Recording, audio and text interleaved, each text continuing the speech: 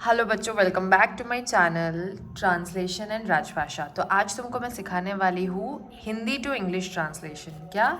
Hindi to English का translation. पुराने वाले क्लास में मैंने तुम्हें इसका वाइस वर्सा सिखाया था, इंग्लिश टू हिंदी ट्रांसलेशन। अब तुम करने वाले सॉरी यार, मैंने कुछ गड़बड़ लिख दिया। तुम करने वाले हो हिंदी टू इंग्लिश ट्रांसलेशन। ठीक है, हिंदी से इंग्लिश में हम करेंगे आज कन्वर्ट। और पिछले वाले क्लास में तुम लोगों ने किया था, तुम लोगों ने नहीं मतलब मैंने किया था इंग्लिश से हिंदी में ट्रांसलेट करना। ठीक है, तो जो आज है वो है हमारा थोड़ा सा रिलेटेड टू एनवायरनमेंट। ठीक है, तो प्रकृति हमें कुछ बताने की कोशिश कर रही है। इसका इंग्लिश क्या होगा? इसका इंग्लिश होगा, पहले तो हमें देखना है कि हमें सारे वर्ड्स आते हैं कि नहीं। जैसे प्रकृति को हम क्या बोलेंगे? नेचर बोलेंगे। कोशिश करने को हम क्या बोलेंगे? ट्राइंग बोलेंगे। कुछ बताने को ट्राइंग टू से समथिंग। ठीक है, कुछ लिखा है तो इसका मतलब हमें समथिंग लगाना पड़ेगा। Mother nature is saying something, is trying to saying something. इसमें फ़र्क है, is saying something and is trying to say something. ठीक है, तो चलो अपन क्या करेंगे, इसको लिखना शुरू करेंगे। ठीक है, सो मदर नेचर। अब मदर नेचर भी लिख सकते हैं, सिर्फ नेचर भी लिख सकते हैं। ठीक है, बट मदर नेचर लग रहा है लिख दिया तो थोड़ा ज़्यादा एम्फेसाइज हो रहा है। Mother nature is trying, oh ये page, okay, is trying to tell us something. ठीक है, तो मदर नेचर क्या कर रही है? हमें कुछ बताने की कोशिश कर रही है। फिर नेक्स्ट लाइन हम देखेंगे, जैसे जैसे गर्मी तेजी से बढ़ रही है। तो ये पूरा यहाँ तक सेंटेंस है। जैसे जैसे गर्मी तेजी से बढ़ रही है, लोग संयुक्त राष्ट्र के जलवायु शिखर सम्मेलन, जिसे COP24 के नाम से जाना जाता है, के लिए पोलैंड में एकत्रित हुए हैं। ये सेंटेंस है यहाँ से यहाँ तक। ठीक है, लेकिन हम इसको क्या करेंगे? ब्रेक करके ट्रांसलेट करेंगे। ओके, और ये सारे के सारे थोड़े इंडिपेंडेंट सेंटेंस है, एटलीस्ट पहला वाला इंडिपेंडेंट सेंटेंस है, तो उसको उस तरीके से डील करेंगे। जैसे जैसे गर्मी तेजी से बढ़ रही है, एज स्मॉल ही आएगा, यस नहीं कैपिटल आएगा। ओके ओके ओके, खत्म हो गया ना।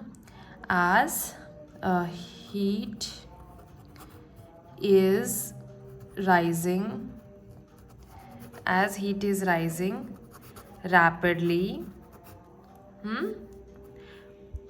जैसे जैसे गर्मी तेजी से बढ़ रही है, तेजी से के लिए हमने क्या ले लिया? रैपिडली। ठीक है, तो वैसे लोग संयुक्त राष्ट्र के जलवायु शिखर सम्मेलन के लिए, नहीं, शिखर सम्मेलन जिसे COP24 के नाम से जाना जाता है, के लिए पोलैंड में एकत्रित हुए हैं। As heat is rising rapidly, people have gathered in Poland for the United Nations climate summit. ठीक है, जिसे क्या कहते हैं? ऊपर लिखा हुआ है नोन एज COP24। अब मैं तुम्हें बताती हूँ। जैसे जैसे गर्मी तेजी से बढ़ रही है, लोग संयुक्त राष्ट्र के जलवायु शिखर सम्मेलन, जलवायु शिखर सम्मेलन का इंग्लिश क्या है? क्लाइमेट को हम कहते हैं जलवायु। वहाँ का क्लाइमेट कैसा है? वहाँ का जलवायु कैसा है? ठीक है, ये हम कहते हैं वहाँ का क्लाइमेट कैसा है, तो जलवायु कैसा है। समिट को कहते हैं शिखर सम्मेलन। क्या कहते हैं? शिखर सम्मेलन। अब ऐसी ट्रांसलेशन अगर आपके एग्जाम में आ गया, SSC के मेंस में, CHT के मेंस में, अगर ये इस टाइप का एक अलग टाइप का जो क्लाइमेट से रिलेटेड हो या जो ऐसे सम्मेलनों से रिलेटेड हो, तो फिर आपको आ जाएगी दिक्कत। तो इसीलिए आपको हर टाइप का जो ट्रांसलेशन है वो तैयारी अपनी पूरी रखनी है। ठीक है, तो संयुक्त राष्ट्र के जलवायु शिखर सम्मेलन, संयुक्त राष्ट्र के कहा गया, संयुक्त राष्ट्र के, हाँ ये रहा, संयुक्त राष्ट्र के जलवायु शिखर सम्मेलन यानी कि United Nations climate summit. Okay, जिसे COP24 के नाम से जाना जाता है, which is known as COP24। Okay, तो उसके पहले एक लाइन है, लोग संयुक्त राष्ट्र के जलवायु शिखर सम्मेलन जिसके नाम से जाना जाता है के लिए पोलैंड में एकत्रित हुए हैं। अब अगर मैं इस सेंटेंस को ऐसे बनाती, United Nations climate summit known as COP24 people have gathered for it in Poland, तो ये गड़बड़ बनता, राइट। तो इसलिए हम ये जो पीछे वाला सेंटेंस है वहाँ से शुरू करेंगे, मतलब लोगों को जो सब्जेक्ट है हमारा उसको हम पहले लेंगे, ठीक है। उस हिसाब से ये बन गया, people have gathered in Poland for the United Nations climate summit known as COP24। Okay, आ रही है बात समझ में? अगर कुछ ना समझ में आए तो प्लीज़ मुझसे पूछ लेना कमेंट सेक्शन में। लोग संयुक्त राष्ट्र के जलवायु शिखर सम्मेलन जिसे इसके नाम से जाना जाता है के लिए पोलैंड में एकत्रित हुए हैं। ओके, चलो आगे बढ़ते हैं। चूंकि मानव का व्यवहार पृथ्वी की जलवायु को अस्थिर कर रहा है, अस्थिर के लिए हम क्या लिख सकते हैं? अनस्टेबल ले सकते हैं, डीस्टेबलाइज ले सकते हैं, ठीक है। तो ये दो शब्द हम यूज़ कर सकते हैं किसके लिए? अस्थिर के लिए। तो चूंकि के लिए क्या यूज़ करेंगे हम? एज यूज़ करेंगे। एज ह्यूमन्स बिहेवियर, क्या है? एज ह्यूमन्स बिहेवियर डिस्टेबलाइजेज या अनस्टेबलिंग, कुछ भी ले सकते हैं। एज ह्यूमन्स बिहेवियर स्टेबलाइजेज नहीं आएगा, ठीक है। As humans behaviour destabilize the earth's climate, फिर से आ गया, कहाँ गया? पृथ्वी की जलवायु, तो अर्थ्स क्लाइमेट। ओके, तो अब क्या करना होगा? इसलिए नीति निर्माताओं को और अधिक प्रयास करने की आवश्यकता होगी। As humans behaviour destabilize the earth's climate, policy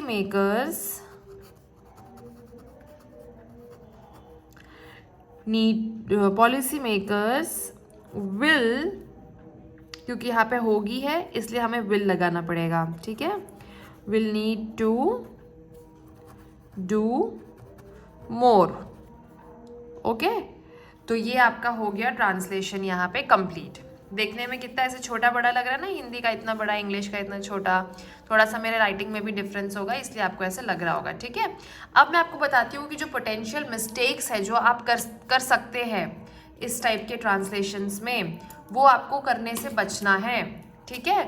तो देखो, ये जो हमने मदर, अगर मान लो ये आपका इंग्लिश का पैसेज होता और आपको उसको हिंदी में करना होता, तो अगर यहाँ पे इंग्लिश में सेंटेंस शुरू होता मदर नेचर के साथ, ठीक है। अगर मदर नेचर से हम शुरू करते तो यहाँ पे हम माँ प्रकृति नहीं लिखते।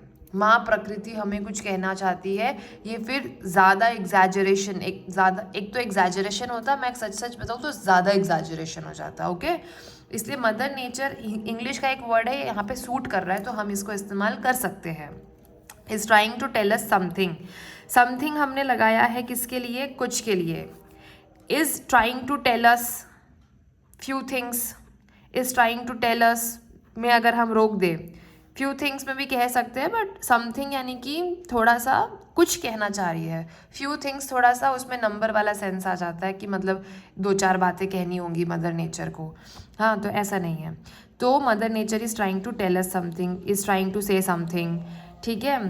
और अस हमने क्यों लगाया है? अस लगाया है हमने हमें के लिए। आपको ध्यान रखना है कि ट्रांसलेशन में आपको कोई भी शब्द छोड़ना नहीं है, ठीक है। कोशिश कर रही है के लिए हमने ट्राइंग लगा दिया है, ओके। अब as heat is rising rapidly, तेजी से बढ़ रही है, तो इन तीनों के लिए हमने क्या इस्तेमाल कर लिया है? रैपिडली को इस्तेमाल कर लिया है, ओके। और बढ़ रही है के लिए हमने इस्तेमाल किया है राइजिंग। गर्मी के लिए है हीट, लोग के लिए है पीपल। बाकी यूनाइटेड नेशंस का आपको पता ही होगा कि आपको क्या लिखना है, संयुक्त राष्ट्र। ऐसा नहीं है कि अगर संयुक्त राष्ट्र यहाँ पे लिखा है तो आप यहाँ पे सिर्फ यूएन लिख देंगे तो काम चल जाएगा, नहीं, ये गलत है, आपको लिखना पड़ेगा उसको इंग्लिश में United Nations. Same is with USA या फिर कोई इंडिया का स्टेट है तो उसका आपको फुल फॉर्म अगर लिखा है किसी एक ट्रांसलेशन में तो वो आपको लिखना पड़ेगा, ठीक है। एकत्रित हुए हैं के लिए हमने लिखा है गैदर्ड। उसके बाद क्लाइमेट का मैंने आपको बता दिया क्या होता है, जलवायु। क्या होता है, जलवायु, ठीक है। समिट के लिए होता है शिखर सम्मेलन, ओके। फिर जिसे के नाम से जाना जाता है, is known as, is called as, दोनों के लिए हम लिख सकते हैं, दोनों लिख सकते हैं हम, कहा के नाम से जाना जाता है के लिए, ठीक है। As humans behaviour destabilize, destabilize हमने लिखा है अस्थिर कर रहा है। उसके बाद द अर्थ्स क्लाइमेट यानी कि पृथ्वी की, पृथ्वी लिखा है ऊपर, हाँ, पृथ्वी की जलवायु चूँकि अस्थिर हो रही है, किसके कारण, मानव के व्यवहार के कारण। हम लोग जो ऐसे डेली गंदा करते हैं अपने आसपास को, या फिर हम बहुत ज़्यादा ग्लोबल वार्मिंग में कंट्रीब्यूट कर रहे हैं नेगेटिवली, तो वो सारी चीज़ें आ जाती है यहाँ पे, ठीक है। क्योंकि अब क्या करें, एसी फ्रिज के बिना हम रह नहीं सकते, बड़ी बड़ी गाड़ियों में हमें घूमना है, इतना प्रदूषण कर रहे हैं, तो उससे नेचर अफेक्ट हो रहा है, राइट। तो policy makers will need to do more, और इसलिए नीति निर्माताओं को और अधिक प्रयास करने की आवश्यकता है। यानी कि policy makers will need to do more और will need to put more efforts, ऐसा भी लिख सकते थे हम लोग। या फिर अगर हमने ये भी लिखा है will need to do more, इसका भी सेंस ये प्रयास करना चाहिए अधिक, ये दे रहा है।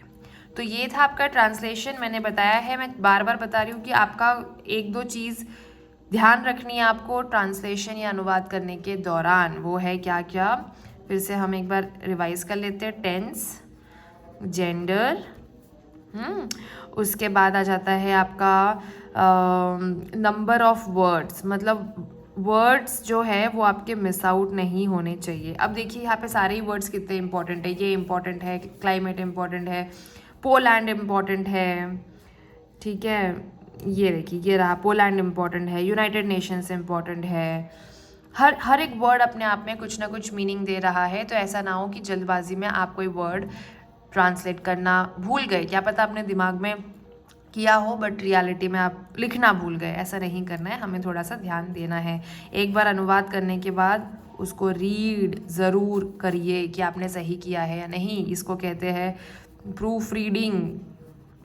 अभी आप चूँकि स्टूडेंट है, एग्ज़ाम दे रहे हैं, तो आपको खुद ही करना है, जॉब जब लग जाएगी तो ये करने के लिए कोई और दूसरा ऑफिसर आपके ऊपर होगा, ठीक है। तो आज के लिए बस इतना ही, thank you so much, don't forget to like share and subscribe.